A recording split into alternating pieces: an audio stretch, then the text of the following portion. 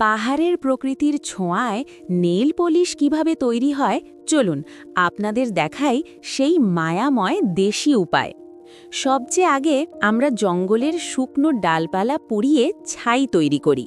তারপর এতে একটু জল মিশিয়ে পরিষ্কার কাপড় দিয়ে ভালো করে ছেঁকে নিই। এতে আমরা পাই অ্যালকালাইন বেস, যা নেইল পলিশের মূল ভিত্তি। এবার জঙ্গলে পাওয়া মরা পশুর চামড়া নিই, না কোনো হিংসা, না কোনো ক্ষতি, শুধু প্রকৃতির আশীর্বাদ। চামড়াগুলো ছোট ছোট টুকরো করে কেটে নিই, আর এগুলো ছাই জল মিশ্রণে একটি পাত্রে হালকা আঁচে সেদ্ধ করি। তাতে তৈরি হয় জেলির মতো এক ঘন পদার্থ, যা আমাদের নেইল পলিশের উপাদান। কিছুক্ষণ পর যখন এটি ঘন হয়ে আসে তখন ছেঁকে কয়েক ঘন্টার জন্য ঠান্ডা হতে দিই। তারপর এটিকে পাতলা পাতলা স্লাইসে কেটে রোদে শুকিয়ে নিই, যাতে এর প্রাকৃতিক ঝলক অটুট থাকে।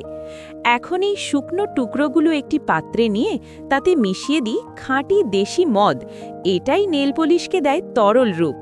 এটিকে কিছুক্ষণ হালকা আঁচে গরম করি। এরপর আমরা এতে মেশাই সুগন্ধি শুকনো গোলাপের পাপড়ির গুঁড়ো আর সামান্য মধু। তাতে নেল পলিশে শুধু রং আর ঘ্রাণই নয়, নখের জন্য পুষ্টি ও সুরক্ষাও যোগ হয়।